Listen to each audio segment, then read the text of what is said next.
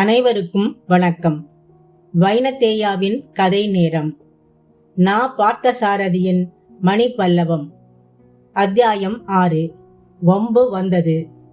தன் அருகே வந்து நின்றவனை நன்றாக உற்று பார்த்தான் இளங்குமரன்.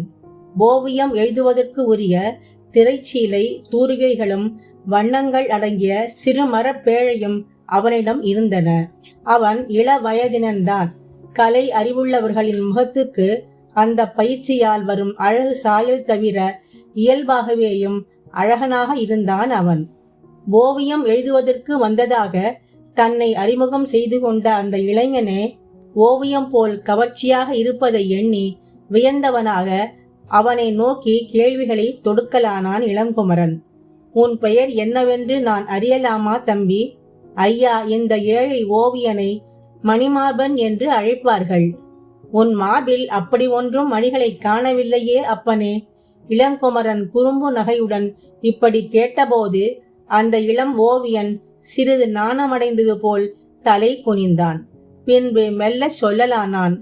ஐயா, நீங்கள் மனம் வைத்தால் இந்த ஏழையினுடைய மார்பிலும் மணிகள் ஒளிரச் செய்ய முடியும். இதை கேட்ட இளங்குமரன் அலட்சியமாக சிரித்தான். என்னை பற்றி தப்பு கணக்கு போடுகிறாய் தம்பி.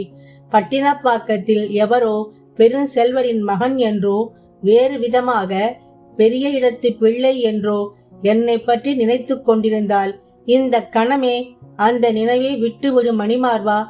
என் சித்திரத்தை நன்றாக எழுதி காண்பித்தால் அதை வாய் நிறைய புகழ்வதை தவிர வேறு எந்த பரிசும் தர முடியாதவன் நான். நீங்கள் பரிசு ஒன்றும் தர வேண்டியதில்லை ஐயா. உங்கள் படத்தை நான் வரைந்து போய் கொடுத்தாலே எனக்கு உடனே கனகாபிஷேகம் செய்துவிட காத்திருக்கிறவர்கள் இந்த கூட்டத்தில் இருக்கிறார்களே. இப்படி கூறிவிட்டு நளினமானதொரு மென்னகை இதழ்களில் இழையோட இளங்குமரன் முகத்தை ஏறிட்டு பார்த்தான் மணிமார்பன். இதை கேள்வியுற்ற இளங்குமரனுக்கு திகைப்பும் வியப்பும் ஒருங்கு உண்டாயின. மணிமார்பா, இந்த பூம்புகார் நகர் திடீரென்று என்னை அவ்வளவு பெரிய மனிதனாக மதிப்பிடத் தொடங்கிவிட்டதா என்ன? சரிதான் போ. எனக்கு ஏதோ போதாத காலம் ஆரம்பமாகிறது போலிருக்கிறது. அப்பனே, இந்த மாபெரும் கோநகரத்தில் எனக்கு எதிரிகளும் வேண்டாதவர்களும் நிறைய இருக்கிறார்கள். ஆனால் அவர்களுக்கெல்லாம் நேருக்கு நேர் என்னிடம் வந்து சண்டையிட பயம். என்னுடைய சித்திரத்தை எழுதி வாங்கி கொண்டு போயாவது விருப்பம் போல் என்னை தாக்கி மகிழலாம் என்று அந்த அப்பாவிகளில் யாராவது ஆசைப்பட்டிருக்கலாம். நான் முரடனாக இருக்கிறேனாம். அதனால் என்னிடம் நேரே போருக்கு வர அஞ்சுகிற ஆட்கள் நிறைய இருக்கிறார்கள். ஐயா, இப்போது உங்களை ஓவியமாக்கி கொண்டு வரச் சொல்லி என்னை அனுப்பியவர் உங்களுக்கு எதிரி இல்லை. தாக்கி மகிழ்வதற்காக உங்கள் ஓவியத்தை அவர் கேட்கவில்லை. நோக்கி மகிழ்வதற்கு கேட்பதாகத்தான் எனக்கு தோன்றுகிறது.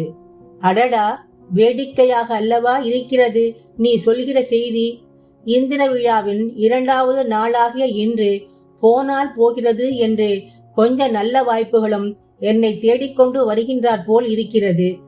என்னை இத்தனை பெரிய பாக்கியசாலியாக்குவதற்கு துணிந்திருக்கும் அந்த புண்ணியவான் யார் அப்பனே? மணிமார்பன் பதில் கூறாமல் கண்களை மூடி திறந்து குறும்பாகவும் எதையோ ஒலிக்கும் குறிப்புடனும் இளங்குமரனை பார்த்து சிரித்தான். அப்பனே, நீ நன்றாகத்தான் சிரிக்கிறாய்.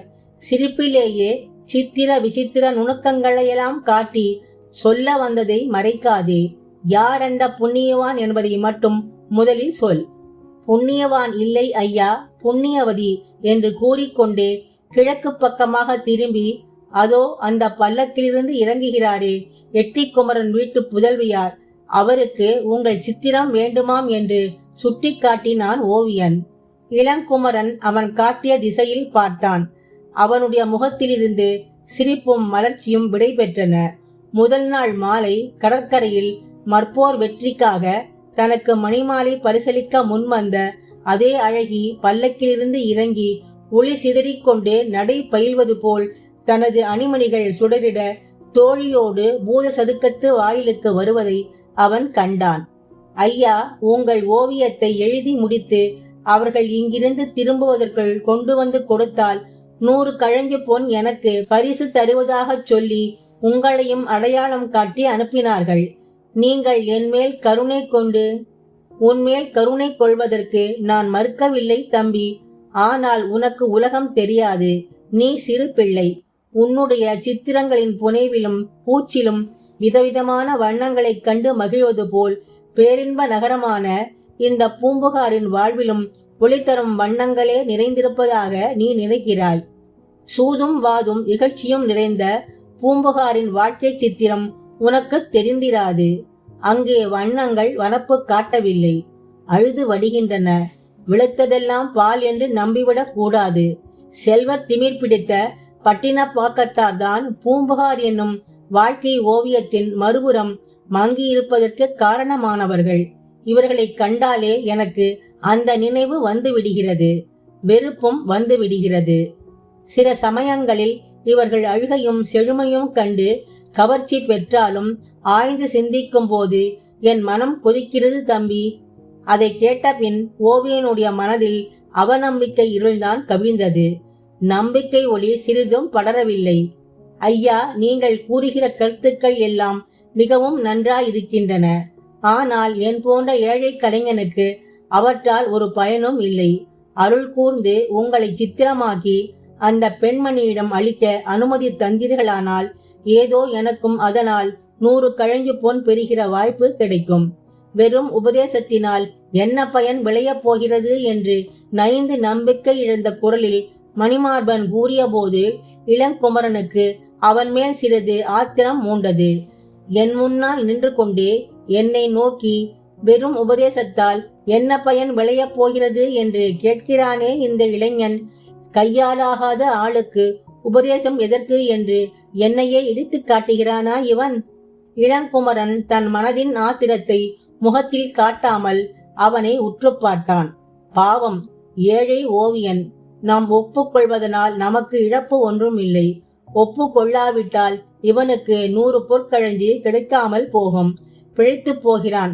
செருக்கு மிகுந்த அந்த செல்வ குமரிக்காக இல்லாவிட்டாலும் இவனுக்கு ஊதியம் கிடைக்கும் என்பதற்காக இதை நாம் ஏற்றுக்கொள்ளலாம் என்று ஆத்திரம் மாறி இரக்கம் உண்டாயிற்று இளங்குமரன் மனதில்.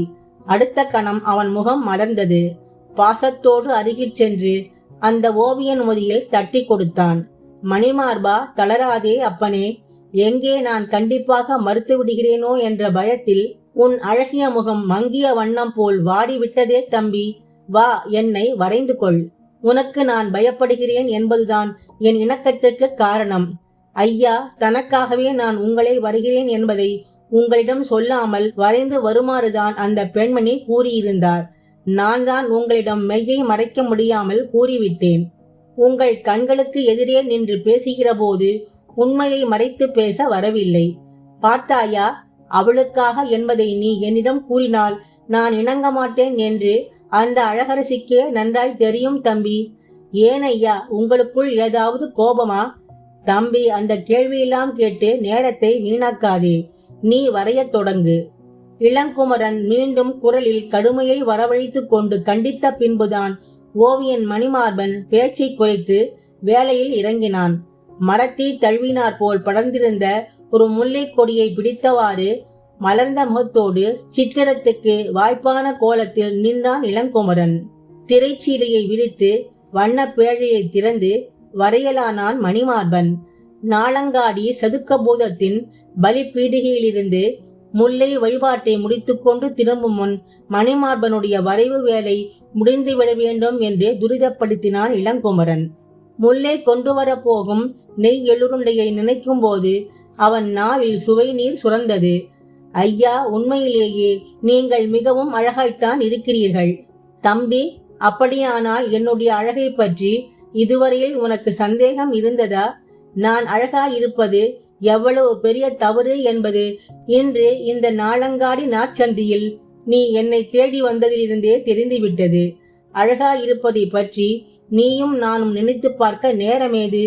பொன்னிலும் யானை தந்தத்திலும் யவனப்பாடியில் உள்ள சிற்பிகள் எவ்வளவோ அழகான சிலைகள் செய்கிறார்களே, அவற்றையெல்லாம் விலைக்கு வாங்கி செல்கிறவர்கள் பட்டினப்பாக்கத்து செல்வர்கள்தாம். அதேபோல் அழகாயிருக்கிற ஆட்களையும் அன்பு என்கிற விலைக்கு வாங்கிவிட துடிக்கிறார்கள் அவர்கள். நீங்கள் அதைவிட பெரிய விலை ஏதேனும் எதிர்பார்க்கிறீர்களோ? என் தன்மானமும் தன்னம்பிக்கையும் பட்டினப்பாக்கத்து 7 அடுக்கு மாடங்களை விட உயரமானவை தம்பி.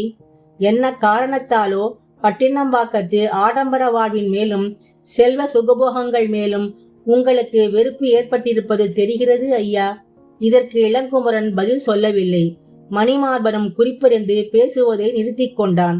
கரும்பு வில்லில் மலர்களை தொடுத்த கோலத்தில் மன்மதன் நிற்பது போல் முல்லை கொடியை பிடித்தாற்போல் நிற்கும் இளங்குமரன் திரைச்சீலையில் உருவாகி கொண்டிருந்தான்.